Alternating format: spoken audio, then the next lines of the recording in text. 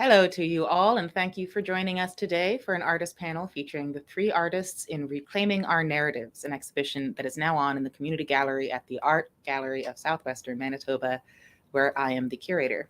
My name is Lucie Lederhendler, and I am so pleased to be able to bring this event to your screens from wherever you are joining us today. Both the AGSM and Brandon University, where these artists developed the work in this exhibition, are located on Treaty 2 territory, named after a document that in 1871 obliged the Anishinaabe to surrender vast shared lands in exchange for 164 acres of family. So today, 150 years later, we challenge the spirit of these documents when we acknowledge that this is the shared land of the Anishinaabe, Dene, Dakota, Oji-Cree, and Cree peoples, as well as the homeland of the Métis Nation. We're going to be talking about language today in really broad terms, both about endangered languages and not yet born languages. Many of you might be aware that I spent half my life in Quebec and also that my heritage is Yiddish. So you can well imagine that this question of the life of language is something I've considered often. And I invite you to relate these questions to your own experiences as well. Today's talk is going to be a conversation, and you are welcome to participate at any time via the comment section of whichever platform you're on. Some we will see directly, and some will be relayed to us by our magician behind the scenes, Julie, who we thank very much today.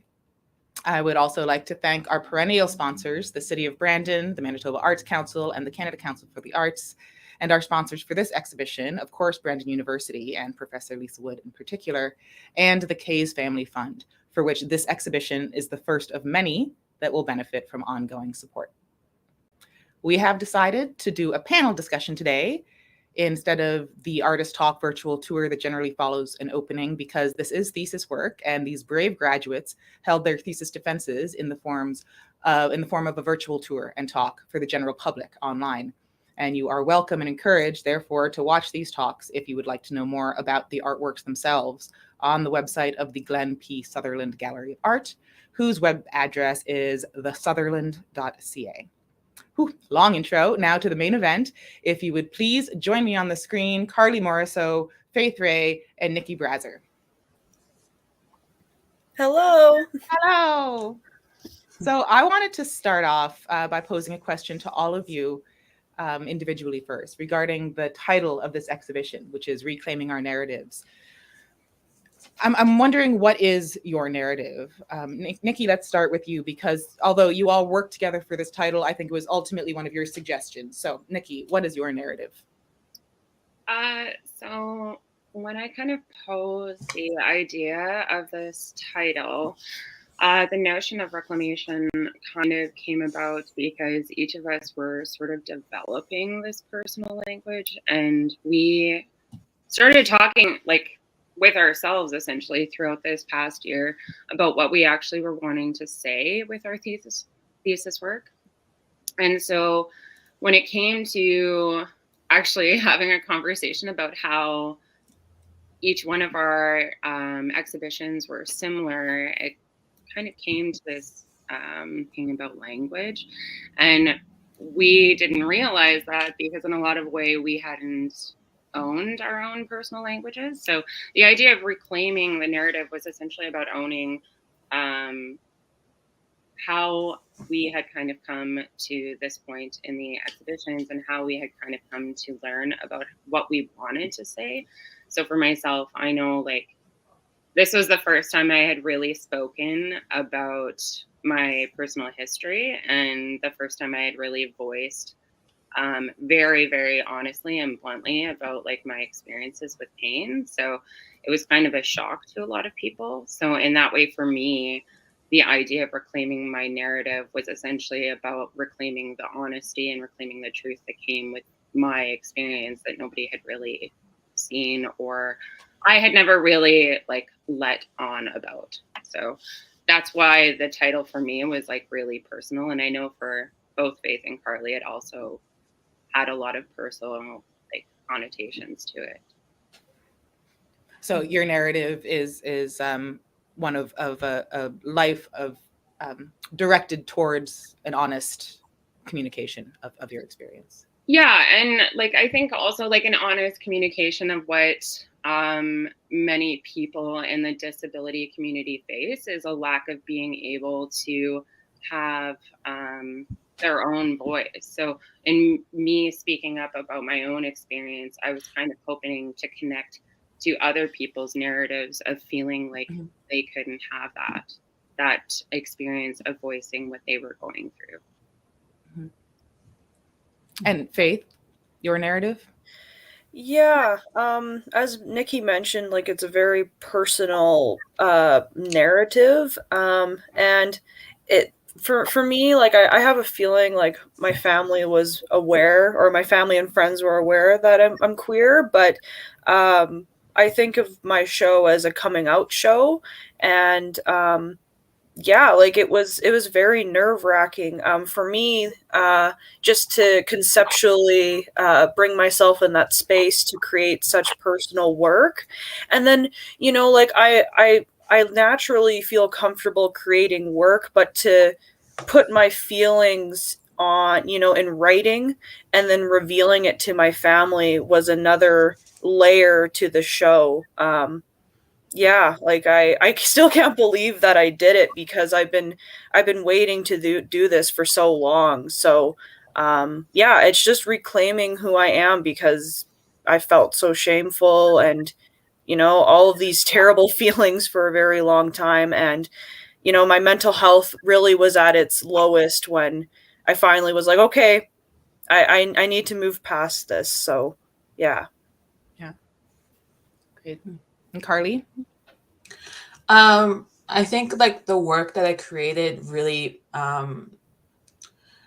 made a story, so like a narrative, and that narrative is like my connection to the land and to the language, and also just like learning the language, because my mom is fluent in Cree and I'm not, unfortunately, but like that's always just been something that I've been trying to, reclaim in a way. So I guess like with the work that I made for my exhibition, it was just like reflecting on that connection, and just like not only just the connection to the land and to my language, but also to like my history, and thinking about the past, present, and future, and how it all connects. And it just kind of wove together this narrative of identity, especially for me. So The idea of reclamation, I think, when you're talking about a literal language, is so important. Of um, learning it as an adult, you as opposed to kind of a birthright of being fluent. And, you know, there is a reclamation, you know, things happen so that I don't have this language. So I'm taking it back into myself, right? Mm-hmm. Mm-hmm. So this is also a group show. So as Nikki touched on, talking about what I was really struck by as we were brainstorming was how much you also, all three of you, were aware of the historicalness of your situation, collectively, of this idea of being students, finishing up your work during a global pandemic. And this is another kind of narrative. This is something that we all share and that you specifically have a unique shared experience of. So Faith, why don't I start with you, and ask, as a spokesperson for this strange time, how was it for you being a student and an art student, moreover, during a global pandemic? Well, I have very mixed feelings. I felt like there was a lot of good things and bad things that came from the pandemic. I don't know why, but I think there was such a tight-knit community where I felt like if I was struggling, I could speak to my professors, you know, my classmates. So there was benefits with that. Just like personally for me, like there was a lot of things going on in my life that I didn't expect to happen. So it really did affect like my school year. Yeah, like I'm almost just speechless because I still can't believe this all happened. Like I never thought that this would happen, but you know, of course, history repeats itself, and you kind of understand that people get sick. If there's lots of people, things are going to happen. But like I felt like because we were so isolated, I could create art, and it was a form of therapy for me. So and with the pandemic, it's just like you only live once. And I think I was just ready to talk about uncomfortable subjects like my own identity. So that's the positive I think that comes from the pandemic, was that I was just ready for things that I didn't think I was going to be ready for. So yeah. So are you saying that it suddenly didn't seem so scary in the face of other things, or are you saying that the only live once was the bigger thing? I would say just with everything that was going on, like I was just prepared. I was more prepared. You know, there was I had a lot more time to think in isolation. I think that's kind of what it comes down to. Yeah. And then Carly, as far as being an art student, you work in digital space, which is a space that has just opened up so much in the last 2 years, right? Mm-hmm. But certainly it wasn't normal for you either, this experience of finishing up your work at this time in history. So tell me a little bit about that. So, you know, the Brandon University, it's the BFA, it's a fine arts program. So they didn't have a lot of digital art classes, I suppose, really offered, you know, to explore digital media. But like I had a lot of professors that were very open to me, you know, exploring and like doing work in digital media, which I'm very thankful for, because, you know, my exhibition wouldn't have happened if they weren't, you know, supportive of that. And so I think, you know, the past year with this pandemic, or well, it's been a couple years now, it hasn't it 100 years, yeah. Yeah, it feels like it's been forever. So I think like because I was home a lot too, you know, like I had access to my my computer and my tablet, which I work on, and so I think I benefited from working at home a lot, because you know I can't really lug around my computer or my tablet or anything like that to school. So you know, I think I definitely benefited from working at home and being at home a lot. But like, I think there's also like, you know, the pros and cons, because like unfortunately, I wasn't getting a lot of interaction with like the other students, you know, It was very limited, I suppose. which, you know, when you go to university, that's one of the benefits of being in university is, you know, you're a part of a community, and you have, you know, your peers and other students and professors, and, you know, that's like one of the positive things about being in university. But like, you know, everything was online, and it was an adjustment. I feel like a lot of people weren't used to it. Um, Yeah. so you took the pros and cons with both of it, I Sure. suppose. Yeah. Yeah. And on the other side of the spectrum is Nikki, who's very, very material in her practice, and you had to use the facilities at the university. You couldn't stay at home. I did both, actually. There was like, I did a lot of work at home too, which was kind of entertaining, because I did work with plaster. So obviously, like, I had like my second bedroom was like completely like almost bandaged off. I had plastic all over the walls to kind of keep the dust in and whatever if I was working. Dexterized. Yeah, because there was a lot of times like using the facilities at the school is incredible. Like having that opportunity to actually have like a studio space is like an incredible opportunity for any art student, because it is such a hard find at any university. So, and I mean, art school is difficult in the best of times, and like to go through art school during a pandemic is like quite chaotic, because you have so many supplies that you have to bring with you to each class, or being at home and then going back to school, and then code red and code orange and all of this stuff. So it was this back and forth that was really unnerving. But I mean, like for me, it's funny because like when social distancing first came out, I was like, felt like I had been kind of social distancing my whole life. So it was like really easy for me in that respect. Yeah. Like I like doing work in my own space and in my own time, because I feel like I like to process things at a different pace, and I work very kind of like intrinsically. I don't like being timed for things. Like when I know it's time to make, like I can make for like 15 hours, but like if I don't have that, then it's like it completely shuts off for me. So it was funny because like we were back and forth in between classes and school.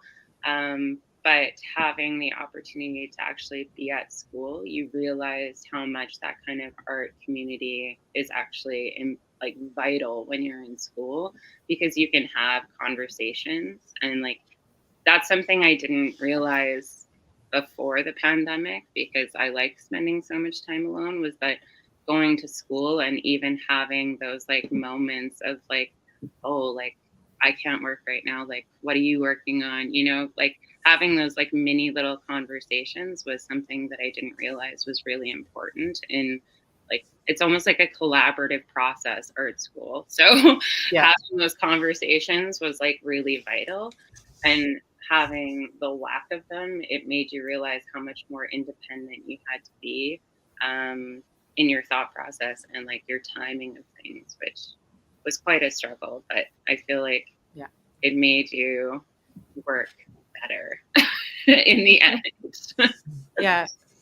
Well, I'm drawing a parallel between kind of digital artists and the disability community, for whom there is this risk of extreme isolation, right? Yeah. When it's an option, right? And I don't know if you're speaking from that community right now either, but yeah, definitely. Because like for me, like one of the biggest things that I struggled with throughout the pandemic was accessibility, like to especially like my medical team. And like obviously like there was a lot of backup in appointments and stuff like that. So for me, it was like quite a struggle. And so what made the pandemic amazing was the ability to actually have classes, but like, and I know this is like controversial, but to have your camera off and like be in, you know, my pain and like deal with it without having to mask for classes. And that was like one of the biggest things for me that I thought was like amazing, because I didn't have to pretend like when I was in class that everything was okay. I could actually just feel what I was going through, because masking just takes so much energy, and that's something that I never really explored before before the pandemic, because I'm so used to it. It's like it's indoctrinated in your system. So Yeah. when you're able to actually just have the option to sit through a class and like go through the motions of what you're experiencing without having to put on this face, and it was quite like liberating in a way. Yeah. So And it improved your learning, you think? oh, definitely. Like I was able to actually like sit and take in what was going on, while I was like, obviously providing self-care. So it made it a lot easier for me personally, because I just felt like, I had the option to be able to like sit through a class and just be as I was, as opposed to going to a class like and pretending to be someone else. So yeah, that was one of the major pluses of the pandemic. And I think something that is probably going to continue on, just because I feel like Zoom has opened up this world for a lot of people, especially people that struggle with mental health too. Like it's very difficult. University is difficult in, every realm, in every faculty. So I think having the option to participate when you're having a bad day and not necessarily be fully like in person, it makes it a lot easier. Not just easier, but possible in some cases. I mean, definitely. Yeah, in a more frivolous way, like whenever I see a lecture that I want to go to that's not available online, I get like offended. I expect to be able to watch, a Yale University lecture whenever I want to. Yeah. I don't want to take, for anybody who's joining us a little later, digitally, I'll remind you that you can communicate with us via the comment section of whatever platform you're on. And I also want to invite you guys to ask questions to each other. Okay. Yeah. So like, speaking about like, that connection between like disability and being a digital artist, like I also feel that too, because like I don't really talk about it myself, but I do also deal with some chronic pain. And like I do see like the benefit in like having everything kind of move online, especially in the past like couple of years with like Zoom and whatnot. And like I'm noticing too that like there's a lot of like job opportunities happening, where like you can be in a different province and like apply for a job and just work from home, which I feel like is really beneficial to those, especially if you are in part of the disabled community dealing with chronic illness. Maybe even like, being like a digital artist or working like as a digital artist, because like, a lot of these like opportunities that are popping up, they're in like places like Vancouver or Toronto. And, I'm in Manitoba, and, it's the possibility of having to pack up and move to like either coast just to get like these sort of jobs, I suppose. But like, no, they're actually considering you even if you're like in the middle of the country and working from home. So I really think that's like such a good opportunity for a lot of artists too. Yeah. And for so many people, if you're a caretaker. Yeah. I see there's a question. How does the idea of masking manifest in your artwork? Nikki mentioned masking, but this, question can apply for everyone. So like, I think with Faith too, right? And the exhibition that she did, what would you apply that term to when masking and like creating artwork for like the work that you done previously? As a queer artist, by the way. Yeah. Oh yeah. Like, for some reason I immediately think, cause like what Nikki was referring to when we were online, I could just reference back to even 2 or 3 years ago, even before the pandemic happened. My questioning and my mental struggles of being queer, manifest into classes. So, I would be having a hard time mentally. I just would have a hard time focusing in class. Like, I was struggling, and the way I could verbalize that was through art. So it kind of just references back. It just circles. It just goes, and it was a lot. And yeah, like I really had to mask it up or talk to fellow queer people to feel better or to feel validated. And I think, like Blair, she graduated a year ago, and she also identified as queer. And just to talk to someone and that they know and understand, I think that's what led me to open up. So yeah, like it's just crazy the time that has gone by, but I'm just so thankful. Just a question to clarify, when we talk about masking, are we talking about role playing, about artifice? When I reference masking, like I am talking about essentially like pretending not to be in pain, like putting on the smile. Like even today, like I'm in an excruciating amount of pain, and it's like it's very like a lot of people look at me and like just assume that I've like everything's fine, I'm happy and bubbly. But that's one of the things too that I found, but that's probably why it took me so long to talk about my experiences, because like there is such a stigma within the disability community and in the queer community too, like that you're not disabled enough or you're not queer enough, and like to look at me like people wouldn't assume that I have issues. And so it's like when I started, especially too like over the pandemic, getting diagnosis after diagnosis, it was just like I was like, okay, maybe it's time to like let it in, because I really started to have to access services.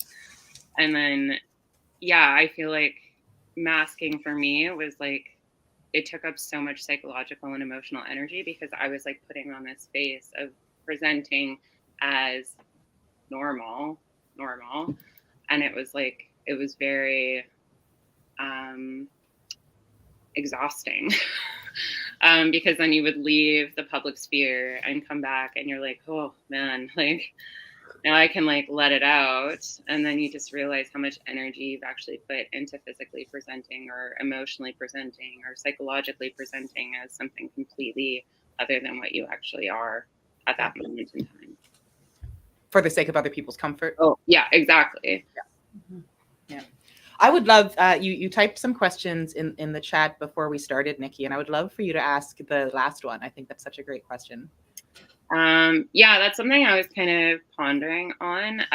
So I wrote it down because I always struggle with the words and I don't think it fully put everything in there. So now fully understanding your own individual languages and how you chose to represent them, is there anything that you would have changed about the artwork that you produced if you had more time? I'll go first actually, because there's a lot of stuff I would have changed actually, because like for me, it wasn't like I didn't really know what I was doing until like January actually. Like I was doing a lot of research and experimenting during those like first 4 months, and then everything sort of clicked for me after my I guess my midterm review with like my professors, because like they're kind of like, you're not really giving us a lot to work with here, Carly. And I was like, oh crud, you're right. So I really needed to figure out, how to what I was going to be working on, because there was only like 4 months left, and like I had like this huge eureka moment, I suppose, and I finally figured out what I was doing. And so I think what I would want to change if I could, like knowing now, is like I wish I knew what I was doing in September, you know? But so like yeah.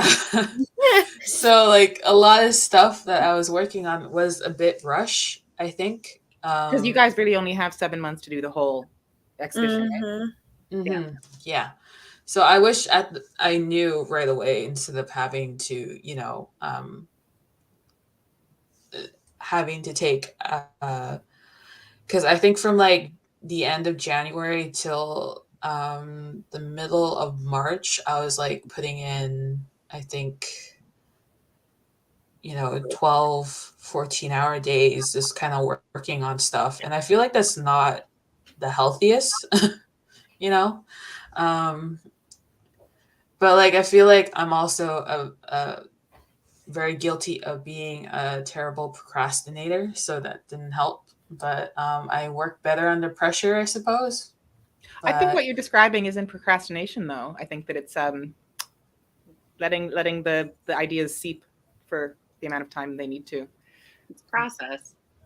yeah, I think so too. Because like, I mean, you might be a procrastinator. I don't know you that well. But that's not what that sounds like to me. Well, I think also too, when people talk about procrastination, there's also this other side to it where you don't start what you need to do because you feel like you need to be better at what you're going to attempt. So there's like this back and forth in my head where I was like, I'm not good enough to do this yet. I need to do X, Y, and Z first before I attempt this. So there was a lot of that for me. But yeah, I think just having more time to focus on the work, just even to sit with it too. So, but I feel like when you're doing artwork too, is sometimes you're like, well, it's not good enough. It's not good enough. And then it just you have to get started. You have to start it. You have to be done with it, and you have to move on to the next thing, and like take what you learned from that experience and apply it to your next pieces. So I think that's what I learned, I suppose. I just read the most amazing thing just yesterday that was you can edit bad writing, but you can't edit a blank page, right? Exactly. Yeah.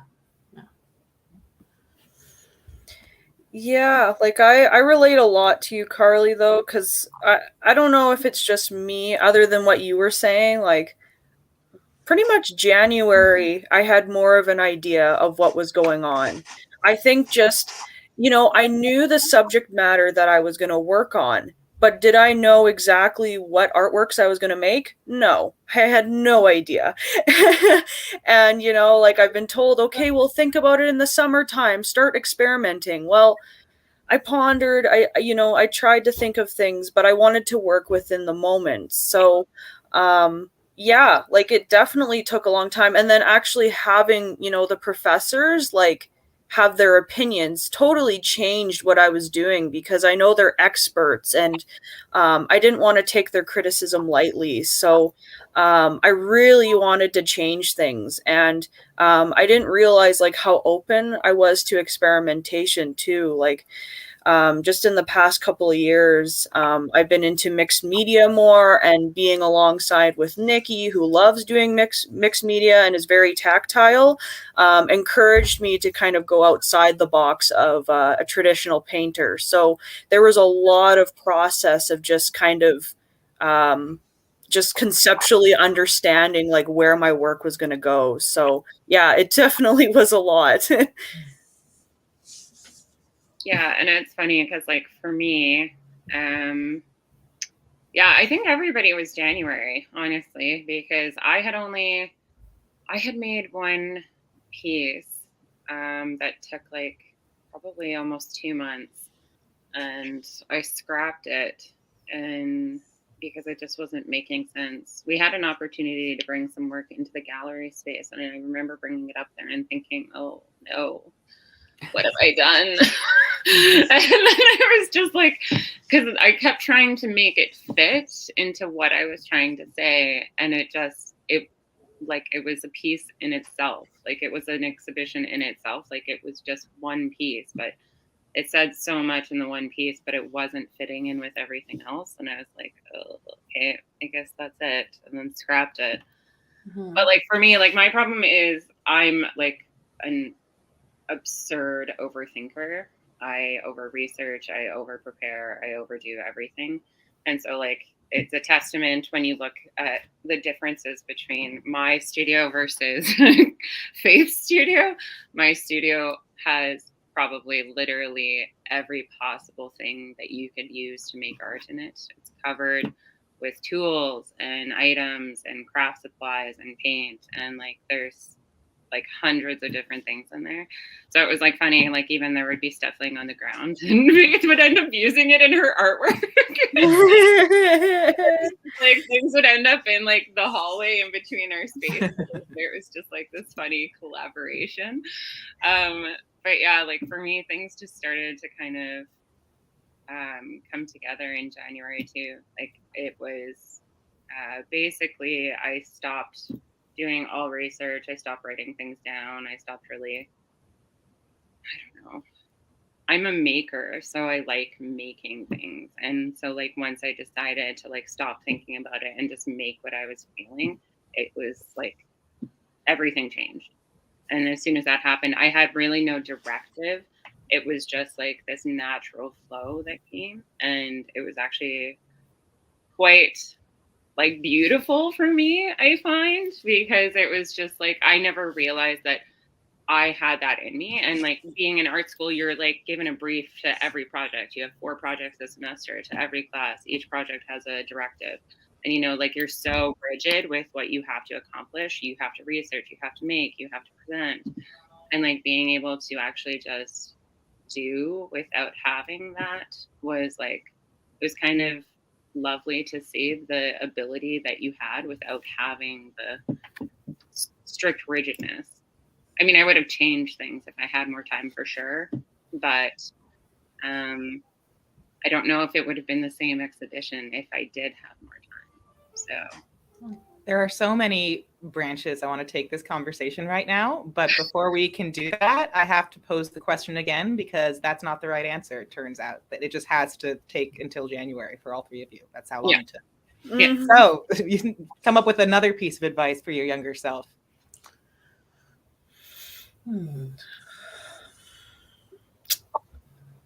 who wants to start? I have so many.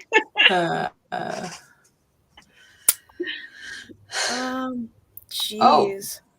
I see the question down here about like what would you have given the advice to the person that you were when you first entered art school. And I think for me, I think telling them, because like I actually started at BU as a just Bachelor of Arts student, so I had no intention of going into the fine arts program when I entered, because I thought to myself, well, there's no way that I can make a career out of art, you know, I guess. But then I started taking art classes, and I think it was like Ben Davis and Lisa Wood and those teachers who are kind of like, you know, no, you can actually make a career out of this. You can actually do this. And so I guess going into what I would tell like that person going into school was that like, you know, art is actually a viable career, and you can actually do stuff with it and have like opportunities. And there's so much possibilities in being like an art, choosing art as a career, because yeah, so I think I would tell them, you know, go right for it. I mean, like go try it out. And because like I decided like I think a year and a half in, so I was like here for a year and a half longer than I should have been, I guess. So That's great advice. Yeah, go for it. Don't be scared of it. Yeah. Exactly. And I think that this could apply to anybody who's like even watching, or just who's like hesitant about like following uh making art as a career, because there's like a lot of different like opportunities, and I suppose like employment opportunities, because it's surprising to me, because like I'm currently actually, now that I graduated, I'm starting to apply for different jobs, and like there's actually a lot of people out there looking for, you know, artistic individuals. So you know, there is a possibility you to make a living doing art and being in this career. So Yeah. mhm. Yeah, I know people love to make fun of the art of certain academic pursuits. But the fact is, no matter what you're in, what you're learning in school is how to teach yourself things, right? It's so you might as well do something that caters to your own character, because that's what you're going to bring to any job that you have. And school will just have trained you how to learn what you need for anything, right? Mm-hmm. Yeah. I was just thinking, because for me, it was kind of the same idea where I didn't think art being a career was viable. I think it was just my own like self-esteem and insecurities. But I was just ready. Oh, okay, well, I'm gonna do this art because I really love art. But then I'll do my teaching afterwards. So then I have a viable career with this. But as I went on, and then eventually coming to the thesis planning, and I just realized like this is something I want to do. So I was so nervous. I was so worried for so many years. And I wish I could tell my younger self, like, basically just go for it. And I feel like there's just a reason to do it. Like I've always loved art. I've been an artistic person since a very young child, so I don't see myself doing anything else, and it's very fulfilling, and just even the support I've gotten from it and just reaching out to people has been just an amazing experience. I do not regret it. I would probably say to my younger self, stop stressing so much. I have a tendency to, like I said, overthink and overprocess things, and I would work like relentlessly to try and get my point across, because I have a very I don't work well under like time constraints. So I hated working in class because I hated being like watched, because I was under an allotted time and I could never actually finish work in class. And so I would get like really anxious about it. And so I would probably tell myself to like just kind of let go a little bit. Like I know, like if you're going into art school, like one thing that I think that I never really realized at the beginning was how difficult it is. Like probably one of the most difficult degrees, I would say, just because it's so psychologically and emotionally involved, and it's also very physical. You have to take a lot of time to put yourself into your work, and then you're critiqued for your personal input, essentially. So I think one of the things that I would probably tell myself is to just kind of take a step back and like enjoy the process. I never saw myself going into art school either. Like I started out in sciences, and I was majoring in geography. So it was a very different field for me. But I was like very interested in like cartography and GIS. So there was that very systemic, like organized layout and graphing and charting and like drawing these maps. And so I knew that there was obviously a connection. And it was one piece. I took one drawing class with Ben Davis, and there was one piece I did for a second project, and he was just like, what are you doing? Like he just sat me down and had a very real talk with me, and he was like, you're in the wrong department. Like you need to be here. Like, you're very passionate about this, obviously. You just don't think that you're good enough. And I was like, well, am I? Tell me I'm good. I think that's like the constant curse of an art student, or even like, even a professional artist. They're constantly questioning themselves. Because it's personal. Yeah, it is. It's very personal. And so like put yourself out there, especially when you're having like, like personal content, is very terrifying, because what if it's not received? What if they don't get it? Did I present it wrong? Did I explain myself wrong? Maybe I should have done this and that. So I think it's just about like kind of letting go and enjoying the process and taking the critiques for what they are, but also having like a very strong point of view, for sure. Yeah. And being intent on it. I'm curious, what did you not ever finish in-class assignments because you're slow, or was it the time constraint that made you panic and made you, like, are you generally slow when there is no, I ask as an educator, you know, untimed tests can make all the difference for people, even if it takes them exactly the same amount of time. For myself, I find I just can't work like having somebody watch over me. It's kind of like, I don't know how a lot of people, when they have somebody watching them type, they will screw up every word.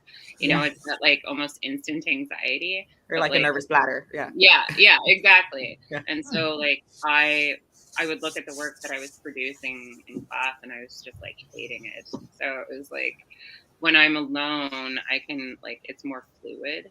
And that was one of the things too that I noticed throughout the pandemic, because obviously like for classes that were online, I was able to like produce work that I was like actually kind of shocked at how, like, for lack of a better word, good it was.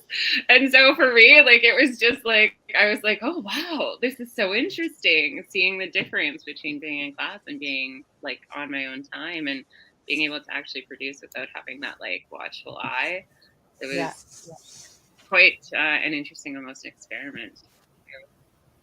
So something else that we talked about briefly was that Nikki mentioned in terms of kind of the flow state of the thesis work as opposed to assignment-based production. You guys are all graduated now. You're still artists, card-carrying artists even now. So what is your practice like without assignments? Are you creating? Are you taking a break? Are you just doing small things? Are you working on one huge thing? You know, what happens without those deadlines? Faith? Yeah, I can start first. Because a lot of the projects that I have without school, I'm still a painter. Like, I graduated with a painting major. Mm-hmm. I ended up finishing a portrait of my grandparents. I submitted it to a show. Mm-hmm. So for me, it's been just finishing works that have been left for a couple of years because I've been so busy. But now, like, gaining all of this knowledge and the critiques that I've, kind of understood for my own work, and just understanding like where I should go. Like, I want to deep dive into queer theory. I want to, research about my prairie, rural prairie identity, and how that, relates to my queer identity. So I really just want to deep dive into that and what that means to me, and continually experiment with unconventional mediums. I've definitely gotten some joy, and I just feel quite interested in that. So yeah, that's pretty much it for me. I'm just excited to create more. That's awesome. Yeah. I love the idea of just taking your hand off that pause button for your pause. Oh, look, all that stuff I was working on before. Yeah. Yeah. Carly, I know you're working on a public project, aren't you? Well, I was actually, I think the idea was that like I want to continue making artwork for, public spaces. So that is the plan. But like, I think also, I think with being in university, especially, I think I was in 5 years. So I was doing a lot of assignments and work for my professors, but like, I feel like I wasn't really doing the work that I really wanted to do. And like the work that I really wanted to do, I didn't actually start doing until my final year, when I was like doing thesis, and I was like allowed to sort of be free in the stuff that like interests me. So, I think now that I graduated, I want to do a lot of stuff with my mom, a lot of stuff with the Cree language. And there is like, I guess I never really talked about it with anybody, but like, well, actually I sort of did, but like I wanted to go and make like comic books, right? And I so, want to pop some of your things, so in case people aren't familiar with them, you can keep going. yeah, Explaining sure. some of that work. So, you know, talking about like a narrative in a story, like I'm very interested in that sort of like um I'm very interested in doing that kind of work, I suppose, like making a narrative, or doing even like a graphic novel. And like there was this idea where I haven't even mentioned it to my mom yet, but like I wanted to do a graphic novel about this a young indigenous person learning their language again. And so there's actually a lot of opportunities for that sort of thing. I just never realized it Yeah. prior to going to, you know, university, but like there are grants for that sort of thing. And so that's something I kind of want to look into doing more, and just like doing a lot of stuff with like my mom and collaborating with her. Yeah. And uh, you know, also just, you know, learning the language too. Like that's probably going to be like a lifelong thing for me. Yeah. But uh, I think maybe like this next year, obviously, like I am like looking for work, and I'm, you know, trying to uh, do the art thing too, at the same time. And I think that's one thing I'm going to miss about university, is that like there's no deadlines. You have to make your own deadlines You now do.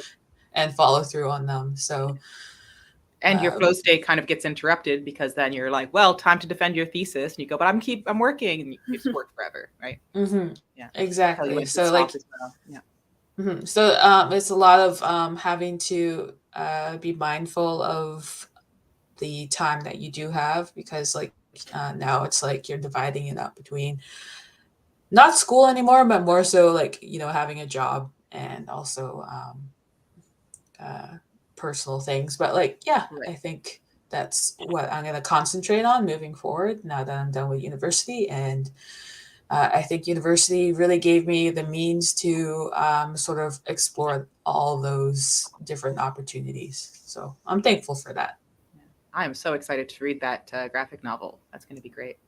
Thank you. Yeah. Yeah. And Nikki, I know you're not just an overthinker, but also intensely busy all the time, and Oh, especially right now. Yeah. Are you able to carve out any time?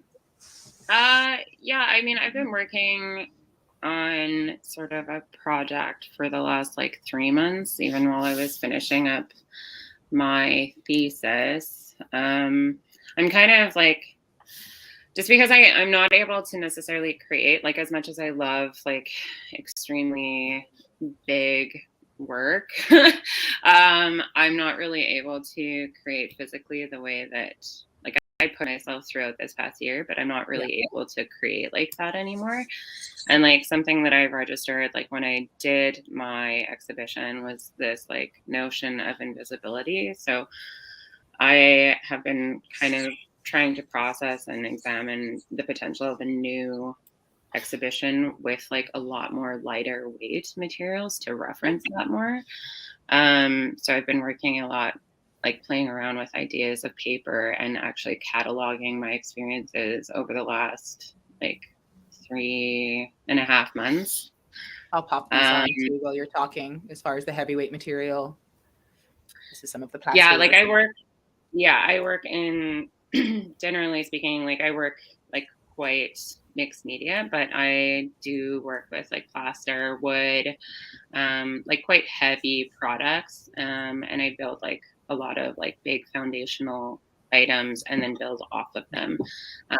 And I like the idea that there is this sort of ephemeral aspect to them, because they can change like when you move them, and they kind of break apart a little Mhm. bit, pieces fall off, you know, so that's kind of nice in a way. Like even the bottles that are broken, you know, they fell out of the case and I just left them there.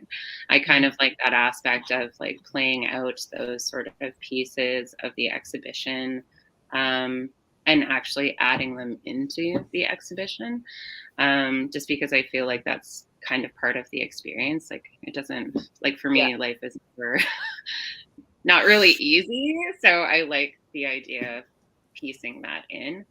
And so like I'm working, like obviously I'm in the middle of like a lot of chaos right now. I'm moving cities and like doing a lot of research for the next school experience. So but yeah, I've been kind of keeping track of my like what I've been going through physically, but also like how my accessibility gets challenged in a day-to-day experience. And I feel like the introduction of something more lightweight in combination with that is going to be kind of an interesting way to go. So yeah, that's what I'm working on.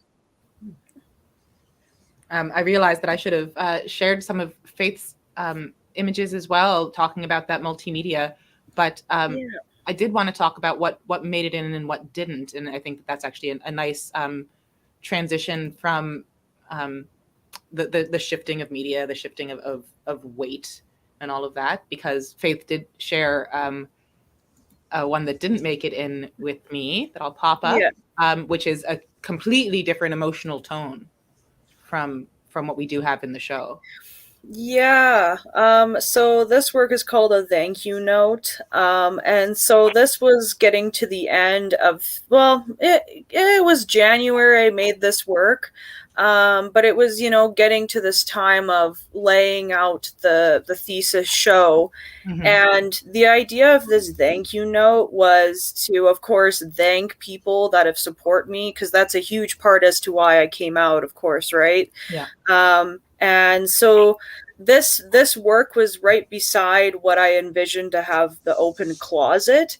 And so this was meant to be like an introduction to the open closet. And there's a lot of floral details. I was wanting to create this very like organic kind of like setting up as an entrance, like, oh, you can read this and then you go inside. But the recording kind of ended up being what this writing was about, was just sitting down and reflecting as to what I was feeling. And it was just so literal. Like the idea of writing was so literal to me at that time. And it also gave me a hint when my professors were like, based on all the other work you've done, like this doesn't really align with what you're trying to do. So it definitely made me change my mind, and it was for the better, because all of the other works do not have like real integral writing in it. Like it's just expression. And I think that's so vital in my work. I would love to work with youth, teenagers, just I want young youth to feel comfortable in their own skin. Because like I didn't feel comfortable in my own skin for a very long time. So, you know, just to let them know, like, it's okay to be yourself, and you can express yourself in so many different creative outlooks. So that's why like action painting is so vital for me when I feel upset or I feel like I need to express myself. It's just so important to not keep it all inside. And I think that's what my exhibition was about. Yeah. So, yeah. We have 2 minutes by my count. We have a question from Julie for Carly about public art and expanding on that idea. You did do a billboard with the AGSM in 2018, I believe, and that got you pretty addicted to it, eh? Working at that scale. Yes, it did.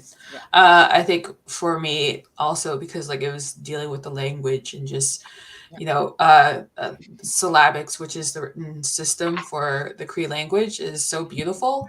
Yep, right there. Right there. But really big. Really big. So like, I think for me, like seeing syllabics in a very public space and having it being huge is just something like I want to continue doing and making that sort of kind of artwork. So, I guess talking more about design in public spaces, you know, definitely making something very eye-catching and also colorful, and, you know, the main focus being the syllabics too, especially, and kind of like incorporating that. It's very illustration sort of process for me, I suppose, like, you know, and also incorporating graphic design and just taking everything that I learned this past 5.5 years, you know, in university and applying that to, you know, the kind of work that I made for these public spaces. Yeah. But like, yeah, I'm just very aware of the time. And I don't know if anybody else Well, wanted I'm to. in control, so maybe I'm gonna Oh, open it up to everybody. It's not we're not. okay. I was Open so it up to worried everybody when if you you want to said have it. some last moments. Yeah, Mm. exactly.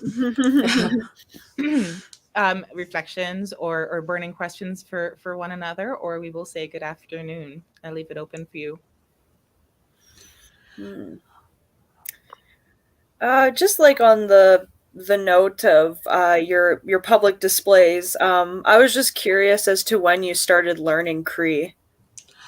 Yes. I actually started learning Cree when I started university. So, Oh. yeah. I think that is like something that I missed out on growing up, you know, because like actually I come from a very big family, and as me and my four other siblings, and then, you know, my mom and dad.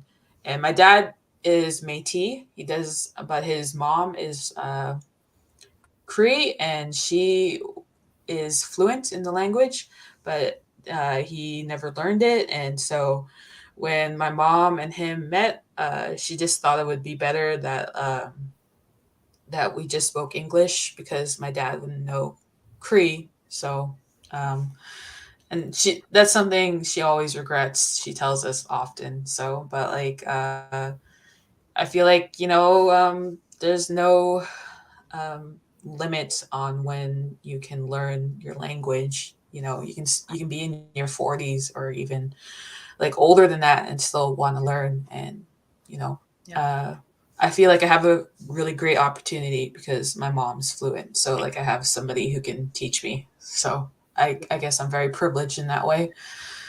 But yeah, I didn't start learning until I was in university because my mom started teaching at university too, and I took a class with her. So that was just kind of like what opened it up for me. So That's great. mhm. Wow. Great. Yeah. So I'm going to let Blair Engel, who already got a shout out in this talk, have the last word before we say goodbye, and I will echo it. Congratulations to you all. Amazing work and the best of luck for your future endeavors. So with that, thank you, Blair. I'm going to thank you all, Nicole Brasseur, Faith Rae, and Carly Morrisseau. The exhibition is up in the community gallery until, sorry, I program these things, until July 16th at the AGSM. Thanks so much for joining us. This recording will be available on YouTube, on the AGSM YouTube page, if you want to spread it around. Everybody have a great Saturday. Enjoy the sunshine, and I'll see you later.